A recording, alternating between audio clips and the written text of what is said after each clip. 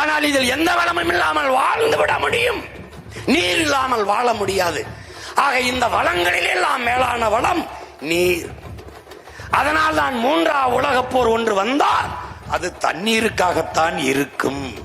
அதிலே நீ முழுக்க படிக்க வேண்டியதில்லை. 300 இவர் எழுதியிருக்கிறார். ஆதியில் காடுகளில் நாம் வேட்டையாடி உண்ட போது விலங்குகளை வேட்டையாடி உண்டோம். ஒருவேளை விலங்குகள் கிடைக்கவில்லை என்றால் மனிதனையே உண்டோம். இறந்த பிணத்தை வைத்துவிட்டு ஓட்டப்பந்தயம் வைத்து பந்தயத்தில் முதலில் வந்தவனே பிணத்தில் பெரும்பங்கு தின்றான் என்று எழுதியிருக்க. அன்றைக்கு ஆதியில் காடுகளில் வாழ்கிற போது நரமாமிசம் மனிதனை தின்றோம். ஆனால் அந்த நிலை இன்றும் வராது என்று சொல்வதற்கு இல்லை. ஏன்? போக்கு அப்படி இருக்கிறது.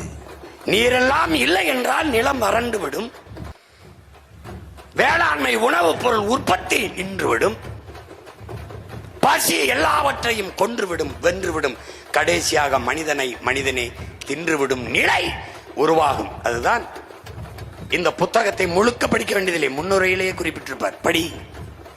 இதை அமெரிக்க பொருளாதார அடியாளின் வாக்குமூலம் எழுதிய ஜான் மெர்க்கனும் சொல்லுகிறான். வள வேட்டைதான் எங்களுடைய குறி. அதனால் கண் முன்னே உங்கள் வளங்கள் களவுபவதை பார்த்து கொண்டிருக்க நீங்கள் சபிக்கப்பட்டு விட்டீர்கள் என்று எழுதுகிறார். உன் மலை போகும், உன் மணல் போகும், உன் நிலத்தின் வளம் மீத்தேன் ஈத்தேன் என்று உன் தாயின் ஈரக்குலை இதயம் அறுக்கப்படும். நிலக்கரி அது இது என்று சிறுநீரகமும் நுரையீரலும் அறுக்கப்படும்.